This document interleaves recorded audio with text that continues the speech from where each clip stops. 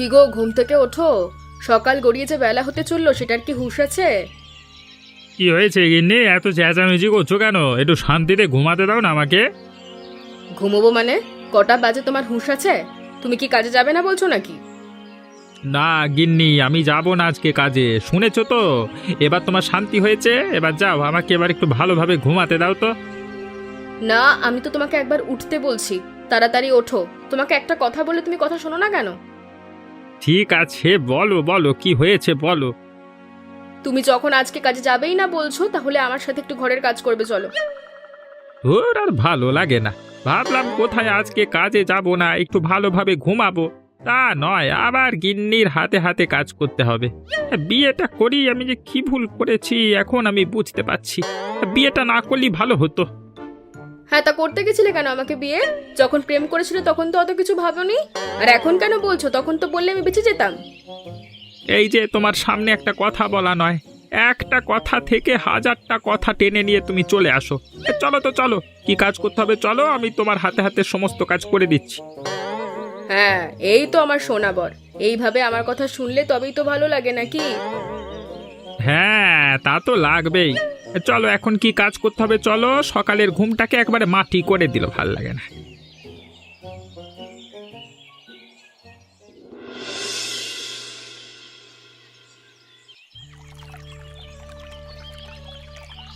গ্রামের এই মনোরম পরিবেশ যেন একটা আলাদাই শান্তি এনে দেয় মনের মধ্যে। পাখিদের কোলাহল, নদীর কলকল আওয়াজ শুনে যেন প্রাণটা একেবারে জুড়িয়ে যায়। এই বদ্ধ শহরের মতো নয়, এই গ্রামটা একেবারেই সম্পূর্ণ আলাদা।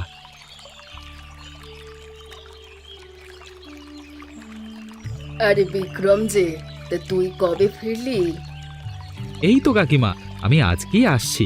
দেখতে পাচ্ছ না, হাতে এতগুলো ব্যাগ নিয়ে এসেছি। তা তুই তো গেছিস প্রায় 2 বছর হয়ে গেল, তাই এতদিন পর এলি। তোর কি বাড়ির কাকা কাকিমার কথা একটু মনে পড়ে না রে বাবা? মনে পড়লেও আর কি করব বলো, এই 2 বছরে পড়াশোনার যা চাপ ছিল, সেই জন্যই তো বাড়িতে ফিরতে পারিনি। আর এখন ফিরেছি, এখন আমার কাজটা হয়ে গেছে, সেই জন্য তারই খুশিতে আমি বাড়িতে ফিরে এসেছি। আমার কাকা কাকিমাকে চমক দিতে এসেছি গো। কি বলছিস রে বিক্রম? তুই কাজ পেয়ে গেলি এর মধ্যে? হ্যাঁ গো কাকিমা, তুমি ঠিকই শুনেছ, আমি কাজ পেয়ে গেছি। তা তোমারও তো মেয়ে ছিল গো, তোমার মেয়ে তো পড়াশোনা করতো, তা তোমার মেয়ের অবস্থা কেমন? আমার মেয়ের কথা আর বলিস না। আমার মেয়ের দ্বারা কিচ্ছু হবে না। একটা মাথা মোটা, যত টাকাই খরচা করি না কেন, একটা ভালো জায়গায় কাজ জোগাড় করতে পারে না। না না, কেন পারবে না? চেষ্টা করে দেখো না, চেষ্টা করতে দোষ কোথায়? নিশ্চয়ই কিছু না কিছু একটা ব্যবস্থা হয়ে যাবে। হ্যাঁ, এখন তো আমাদের কি আশা করবি? এখন তুই কাজ পেয়ে গেছিস না বড়, সেজন্যই বড় বড় কথা। ঠিক আছে কাকিমা, এবার আমি আসছি। শরীরটা বড্ড ক্লান্ত লাগছে, বাড়িতে গিয়ে একটু বিশ্রাম নিতে হবে। হ্যাঁ হ্যাঁ, যা যা, তুই বাড়ির দিকেই যা।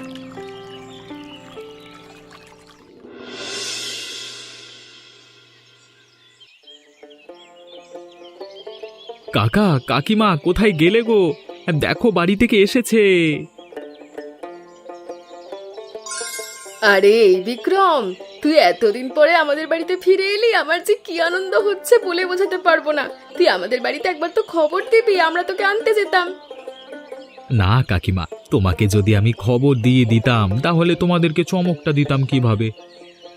সে ঠিক আছে, তুই আমাকে একবারে চমকে দিয়েছিস, কিন্তু একবার তো বলতে পারতিস। তুই তো বেশ কয়েকদিন ধরে চিঠিও লিখতিস না। কি হয়েছে বলতো তোর?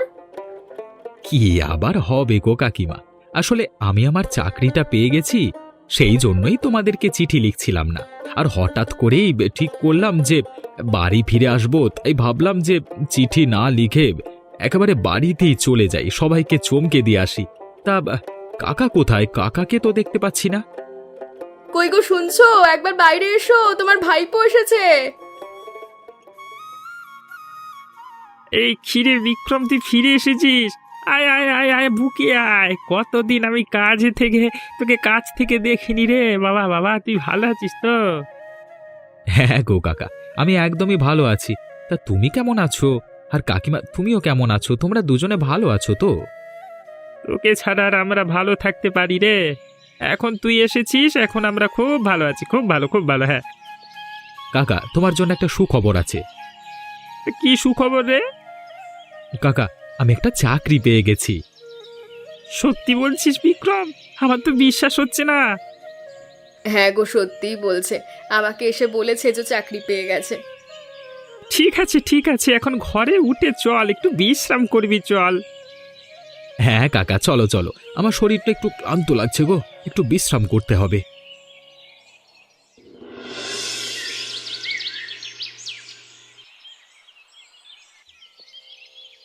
কি গো, তুমি ঘরে বসে আছো যে? বাজারে যাও, ও এসছে, একটা ভালো মন্দ কিছু কিনে নিয়ে আসো।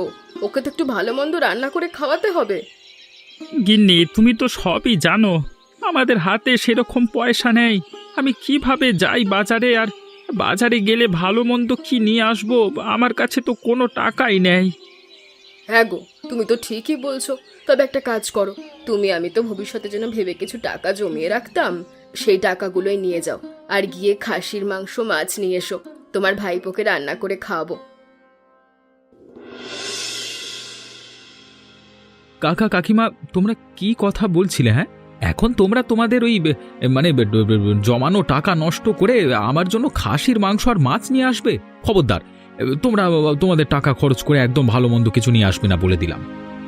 ও মা, তা তুই এতদিন পর বাড়ি ফিরে এলি, কিছু তো ভালো মন্দ করতে হবে। তা আমি থাকতে তোমরা চিন্তা করছো কেন? তোমাদের একটা টাকাও খরচ করতে হবে না, আমি টাকা দিচ্ছি কাকা, তুমি খাসির মাংস আর মাছ নিয়ে এসো। কিন্তু তুই আজকেই আমার বাড়িতে এলি রে, আর আজকে থেকেই তোর টাকায় আমরা ভাগ বসাবো? না না না না না, আজকে আমাদের টাকায় আমরা খরচ করব, তুই তোর টাকা রেখে দে। তা কাকা, তুমি কি আমাকে নিজের বলে মনে করছো না? আমি কি অন্য কেউ যে তুমি আমার কাছ থেকে টাকা নেবে না? আরে সেটা না। না কাকা, আমি তোমাকে একটা কথাই বলে দিচ্ছি, তুমি যদি আমার কাছ থেকে আজকে টাকা না দাও, তাহলে আমার থেকে খারাপ আর কেউ হবে না। ঠিক আছে, তোকে আর অত রাগ করতে হবে না। আজকে তোর টাকা দিয়েই আমি বাজার করতে যাব, ঠিক আছে? হ্যাঁ হ্যাঁ।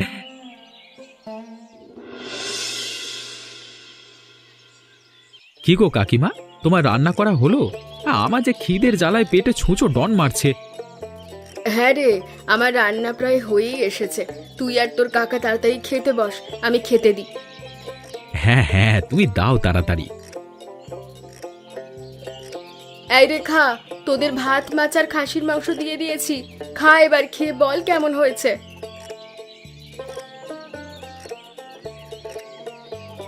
সত্যি কাকিমা, তোমার হাতের রান্নার স্বাদ একদম অতুলনীয় গো। গত 2 বছর আগে আমি যেরকম খাবার খেয়ে শহরে গিয়েছিলাম, আজকে ঠিক সেই রকম খাবারের স্বাদই আছে, একটুও পরিবর্তন হয়নি। এত সুন্দর রান্না হয়েছে, যেন মনে হচ্ছে আঙুল চেটে চেটেই খেয়ে নিই। ধুর ধুর, তুই যে কি বলিস না, একেবারে যা তা। দেখলে তো গিন্নি, আমি তোমাকে বলতাম যে তোমার হাতের রান্না অসাধারণ, তুমি আমার কথা বিশ্বাস করতে না। এখন আমার ভাইপো বলল, এবার বিশ্বাস হলো তো? ঠিক আছে, আমার হাতে রান্না যখন এতই ভালো হয়েছে, তাহলে তোকে আরো বেশি করে মাছ আর মাংস খেতে হবে। শহরে গিয়ে তো তুই একেবারে শুকিয়ে গেছিস। খা বিক্রম, খা। না না কাকিমা, থাক থাক, আমাকে আর দিতে হবে না, আমি আর বেশি খেতে পারবো না। খেতে পারবো না মানে? সব খেয়ে তারপরে উঠবি। ইস, না খেয়ে খেয়ে চেহারাটা কি করেছিস।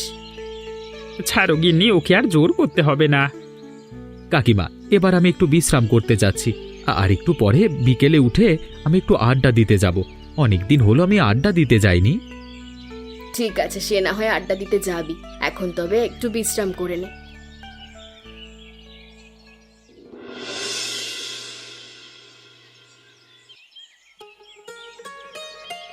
বিক্রম, আরে আয় আয়, আজকে শুনলাম যে তুই গ্রামেতে ফিরে এসেছিস, আর সেই জন্যই এখানে অপেক্ষা করছি। আমি জানি যে তুই আসবি এখানে আড্ডা দিতে। তা কি করব বলো, আড্ডা না দিয়ে কি আর থাকা যায়? তা কাকা, তুমি কেমন আছো বলো? আর কাকিমাকেও সঙ্গে করে নিয়ে এসেছো যে, তো তোমরা দুজন ভালো আছো তো? হ্যাঁ বিক্রম, দুজনই ভালো আছি। তা তুই ভালো আছিস তো? তুই তো গত 2 বছর হলো এই গ্রামেতে ফিরিসনি, তোর তো মানে চেহারাও পাল্টে গেছে, তোকে দেখে তো আমি চিনতেই পারছি না। তুই ভালো আছিস তো বাবা? হ্যাঁ হ্যাঁ, আমি ভালোই আছি কাকা। তো বিক্রম, তোকে একটা কথা বলবো, কিছু মনে করবি না তো? না না, কি আবার মনে করব, বলো বলো কাকা। জানিস বিক্রম, তোর বাবা মা মারা যাবার পর তোর কাকার কাকিমা মিলে তোকে পড়িয়েছে ঠিকই, কিন্তু তুই শহরে চলে যাবার পর না ওরা দুজনে মিলে কি ঠিক করেছে জানিস? তোর টাকায় ওরা ভাগ বসাবে রে। ওরা এখন বসে বসে খাবি আর শুধু তোকে অর্ডার করবে, আর তুই শুধু টাকা দিয়েই মরবি। তাই তোকে একটু সাবধান করে দিলাম। না না, তুমি এ কি বলছো? আমার কাকা কখনো এরকম করতে পারে না। আমার কাকা আমাকে না খেয়ে না পড়ে মানে পড়িয়েছে, আর তুমি এভাবে বলছো? আমি যেটা জানি সেটাই তোকে বললাম, এবার সেটা তোর ব্যাপার। তুই আমার কথাটা শুনবি কি শুনবি না? ঠিক আছে, আমার কাকা তার মানে আমার টাকায় বসে বসে খাবার চিন্তা ভাবনা করছে। ওদের এই চিন্তা ভাবনা আমি ভঙ্গ করে দেব।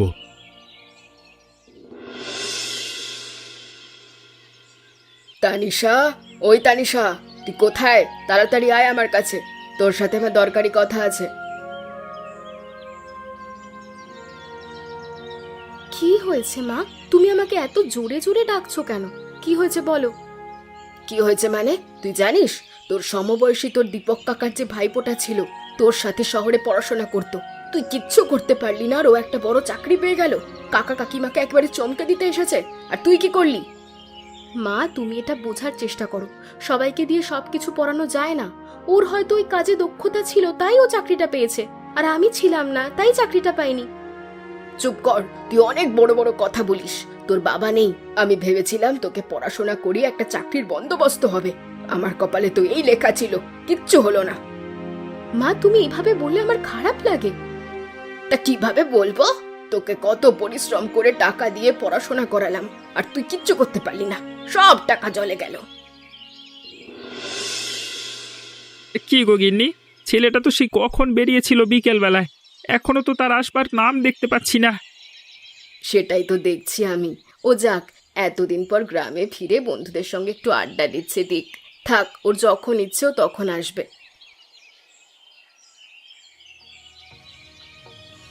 আমাকে নিয়ে তোমাদের অত চিন্তা করতে হবে না, আমি ঠিক সময় হলেই চলে আসব।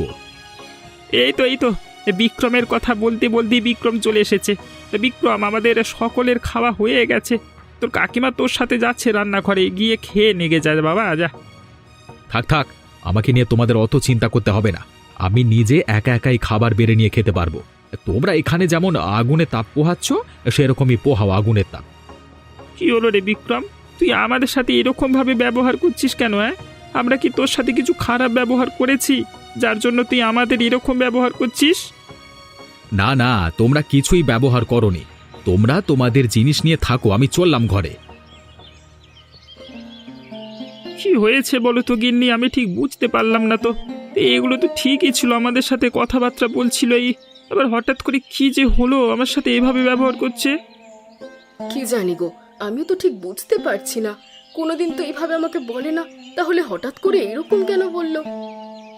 যাক, হয়তো মন খারাপ করেছে কিছুর জন্য, আর সেটাই আমাদের উপর রাগ দেখাচ্ছে। ও কালকে সকাল হলে ঠিক হয়ে যাবে গিন্নি, তুমি এত চিন্তা করো না।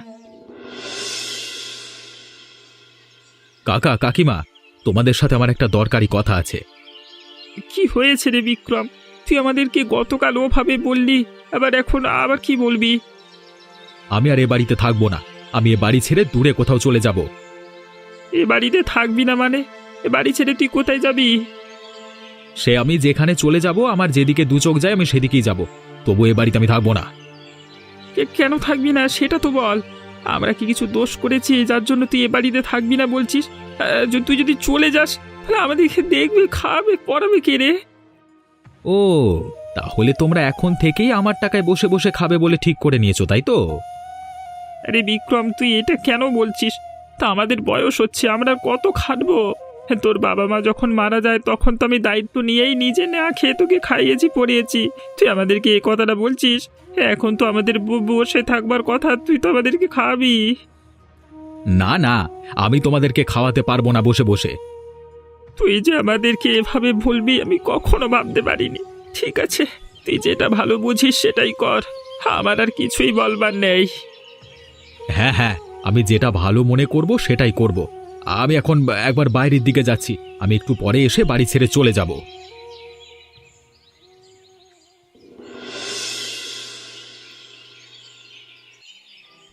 কি গো, শুনছো?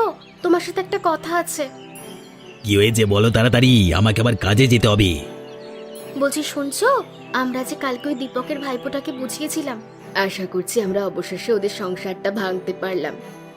কি বলছো গিন্নি? আরে এটা তো খুবই আনন্দের বিষয়। তা তুমি কিভাবে খবর পেলে? আজ সকালে তুমি যখন ঘুমোচ্ছিলে আর আমি যখন উঠোন ঝাড় দিচ্ছিলাম, তখনই তো শুনতে পাচ্ছিলাম ওদের বাড়িতে খুব চেঁচামেচি হচ্ছে। আশা করছি এই বিষয়টা নিয়ে চেঁচামেচি করছিল বিক্রম। যাক বাবা, ভালোই হয়েছে, ওরা মরুক গে। আমাদের দেখবার দরকার নেই। এটাই শুধু আমাদের ভালো লেগেছে যে ওদের সংসারটা আমরা ভাঙতে পেরেছি। হ্যাঁ গো, আজকে যে কার মুখ থেকে ঘুম থেকে উঠেছিলাম কে জানে, দিনের শুরুটাই যে এত ভালো হবে ভাবতেই পারিনি। ঠিক আছে, যা আবার হয়েছে। এখন এবার আমি কাজে যাচ্ছি, নইলে বাড়ি ফিরতে আবার দেরি হয়ে যাবে। হ্যাঁ গো, তুমি কাজে যাও।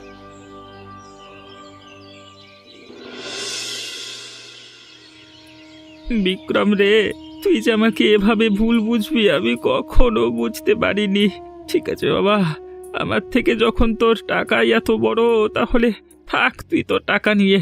আমি আর এ দুনিয়াতে বাঁচবো না রে, এ দুনিয়া ছেড়ে চলে যাওয়াই ভালো, আমার চলে যাওয়াই ভালো।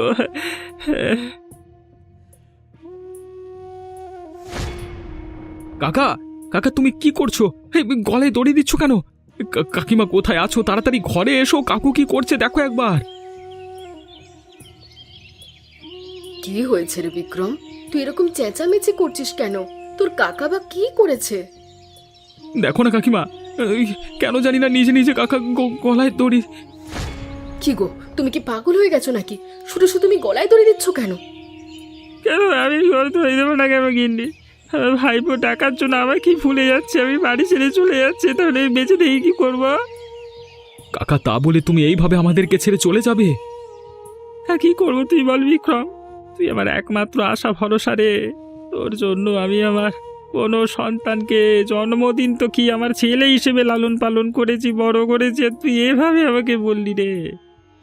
কাকা আমি অনেক বড় ভুল করেছি, আমি আর এরকম ভাবে তোমাকে কখনো বলবো না। আর কাকিমা তুমি আমাকে ক্ষমা করে দাও, আমি অনেক উল্টোপাল্টা কথা তোমাদের দুজনকে বলেছি। না রে বিক্রম, আমাদের থেকে আর ক্ষমা চাইতে হবে না। তোরা তো ছোট, তোরা ভুল করতেই পারিস, আর সেই ভুল ধরে কি বসে থাকা যায়? তোদের মাফ করে দেওয়াই ভালো। তুই যে নিজের ভুলটা বুঝেছিস এই অনেক। কাকা তুমি এরকম উল্টোপাল্টা চিন্তা ভাবনা কখনো মাথায় আনবে না।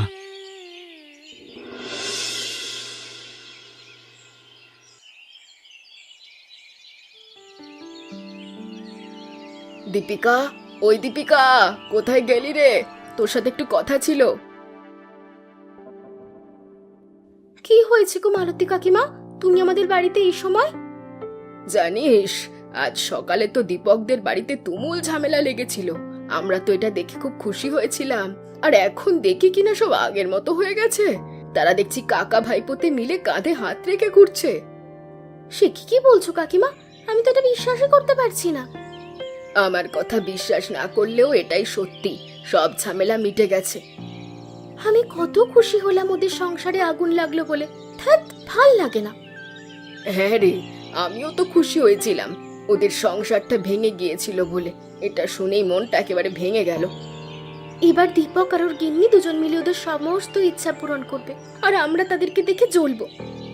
কিচ্ছু করার নেই, যা হবার হয়ে গেছে, আর আফসোস করে কিচ্ছু হবে না।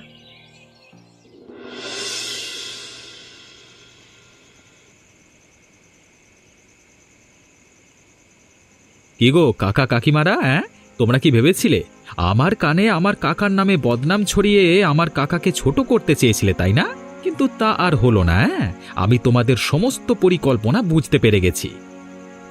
বিক্রম, আমাদের অনেক বড় ভুল হয়েছে, তুই পারলে আমাদের ক্ষমা করে দিস। তোমাদেরকে আবার আমি ক্ষমা করব? এ কখনো হতে পারে না। ছি, তোমাদের লজ্জা করে না? তোমরা আবার আমার কাছ থেকে ক্ষমা চাইছো? কেন রে? আমরা নয় ভুল করে ফেলেছি, একবার কি আমাদের ক্ষমা করে দেওয়া যায় না? তোমাদের জন্য আজকে আমার কাকা মরতে মরতে ফিরে এসেছে, আর যদি আমি ঠিক সময় বাড়িতে না পৌঁছাতাম তাহলে হয়তো আমার কাকা এই পৃথিবী তার বেঁচে থাকতো না। এটাও শুধুমাত্র তোমাদের জন্যই। আবার তোমরা বলছো কিনা তোমাদের ক্ষমা করে দেব? কখনো না। তোর কাছে হাত জোর করে ক্ষমা চাইছি আমরা। আমাদেরকে আর একটা মাত্র সুযোগ দিয়ে, আমরা এরকম কাজ কখনো করব না।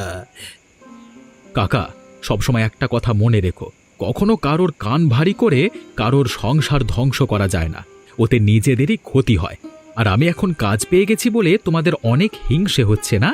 আর হিংসে তো স্বাভাবিক কথা, তা এতই যখন হিংসে, তা নিজের একটা কাজ করে দেখাও না। লোকের সংসারে আগুন লাগাতে এসো না। এমনই মজার মজার গল্প দেখতে আমাদের চ্যানেলটিকে সাবস্ক্রাইব করতে ভুলবেন না।